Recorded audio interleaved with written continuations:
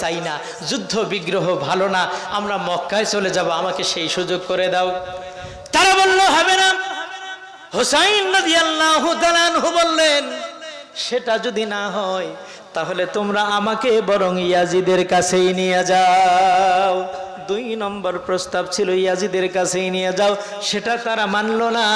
3 নম্বরে বলল, শিমার রে, সেটাও যদি না মানো তাহলে তোমরা আমাকে ছেড়ে দাও, আমার পথ তোমরা ছেড়ে দাও, আমারে আটকায়ও না, এখানে মহিলা মানুষ আছে, এখানে আমার ছোট্ট কলিজার টুকরা কিছু সন্তান আছে, এখানে যুবক জওয়ানেরা আছে, এদের জীবন তোমরা শেষ করে দিও না। তোমরা মক্কায়ও যেতে দিবা না, ঠিক আছে, কুফায়ও যেতে দিবা না, ঠিক আছে, আমাকে ইয়াজিদের কাছেও যেতে দিবা না, ঠিক আছে, তাহলে একটা রাস্তা খুলে দাও, আমি কোনো জায়গায় গিয়া, কোনো পাহাড়ের পাদদেশে গিয়া সেখানে আমি বসবাস করব, ইয়াজিদকে নিয়ে তোমরা তোমাদের রাষ্ট্র চালাও, সেখানে আমি এদেরকে নিয়ে বসবাস করব। সীমার চিন্তায় পড়ে গেল, আমি যদি এখন ইমাম হোসেনকে এইভাবে ছেড়ে দেই তাহলে তো আমার পদোন্নতিও হবে না। আমাকে তো দায়িত্ব দেওয়া হয়েছে অ্যাটাক দেওয়ার জন্য, দায়িত্ব যতটুকু দিয়েছে তার চাইতেও বেশি করেছে। আমার ভাইরা এক পর্যায়ে তারা ফোরাত নদীর কুল অবরুদ্ধ করে ফেললো, পানি বন্ধ করে দিল।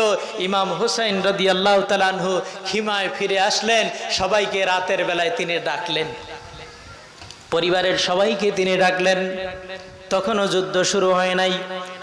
পরিবারের সবগুলো মানুষকে, মহিলাদেরকেও বসায় দিলেন।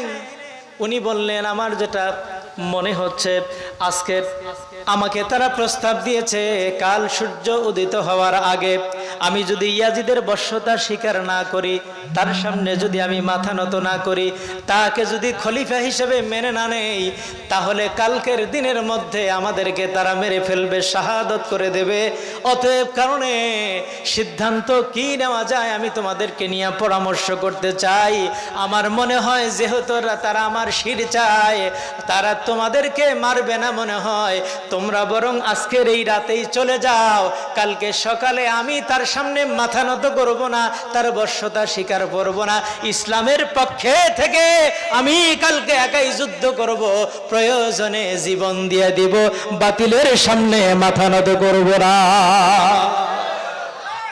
সিদ্ধান্ত এটা নিয়ে উনি পরামর্শ করলেন, কিন্তু তারা কথা শুনতেছে না।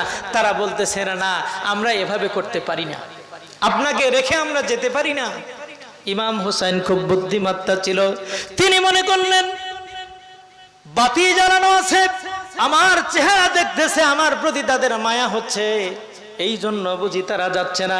উনি করলেন কি, বাতিটা নিভায় দিয়া বক্তব্য দেওয়া শুরু করলেন, আর বারবার বলতে লাগলেন, তোমরা যারা আছো গো, এখন অন্ধকার, তোমরা এখান থেকে চলে যাও, রাতের অন্ধকারে চলে যাও, সীমারের সৈন্যরা এখন ঘুমায় গেছে, তারা এখন ঘুমে বিভোর হয়ে গেছে, রাত্রি দ্বিপ্রহর, এখন তোমরা চলে যাও, তোমরা আমার কাছে আমার জন্য থেকো না, জীবন দিও না।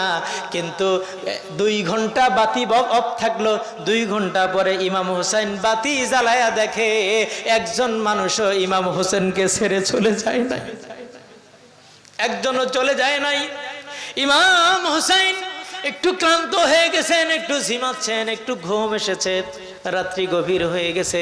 এই ঝিমানো অবস্থায় ইমাম হুসাইন স্বপ্নে দেখতেছে বিশ্বনবী রহমাতুল্লিল আলামিন এক পেয়ালা হাউজে কাউসারের শরবত নিয়া ইমাম হোসেনকে ডাকতেছে, জোরে কোন সুবহানাল্লাহ। আমার ভাইরা, ইমাম হোসেন ঝিমাচ্ছে, একটু চোখ বন্ধ করে দেখে নানা হাজির, নানা সে হাজির হয়ে গেছে। আমার ভাইরা, ইমাম হোসেন দেখতেছে নবীজি তাকে বলতেছে, ও হোসাইন, তুমি তোমার সিদ্ধান্তে অটল থাকো, এজিদের বশ্যতা স্বীকার করে নিও না, কোরআনের পথে থাকো, ইসলামের পথে থাকো। ইমাম হোসাইন দেখতেছে নানার পিছনে তার মা ফাতিমাও দাঁড়ানো। ইমাম হোসেন দেখতেছে, গভীর ভাবে লক্ষ্য করে দেখতেছে নানার পিছনে মা ফাতিমাও দাঁড়ানো, তারপরে দেখতেছে তার বাবা হযরত আলীও দাঁড়ানো, তারপরে দেখতেছে তার বড় ভাই ইমাম হাসানও দাঁড়িয়ে গেছে। সবাই বলতেছে ইমাম হোসাইন, ও ইমাম হোসাইন, নবীজির হাতের এই সারাবান তহুরা, এই শরবতের পেয়ালা তোমার জন্য অপেক্ষা করছে, তুমি শাহাদাত বরণ করবে, তোমার পিপাসা এই সারাবান এই শরবত দিয়া বিশ্ব নবী তোমাকে এই শরবত পান করাবে। আল্লাহু আকবার। বাইরে আমার ঘুম ভেঙে গেল। ঘুম ভেঙে যাওয়ার পরে আবার তাঁবুর ভিতরে যারা ছিল তাদেরকে এই স্বপ্নের কাহিনী বলার পরে তাদের ঈমান আরো তাজা হয়ে গেল। তারা সিদ্ধান্ত বদ্ধপরিকর হলেন যে আমরা এখান থেকে যাব না, আমরা যুদ্ধ করব, গাজী যদি হব, নাইলে শাহাদাতের পেয়ালা পান করে তারপরে আল্লাহর জান্নাতে চলে যাব। জোরে কন্যা সুবহানাল্লাহ। কিন্তু রাজতন্ত্র মেনে নেব না, রাজতন্ত্র মেনে নেওয়া যাবে না, মুলকিয়াত মেনে নেওয়া যাবে না, রাজতন্ত্র মেনে নেওয়া যাবে না, মেনে নিতে হবে আমার ভাইরা খেলাফত তন্ত্র। খেলাফত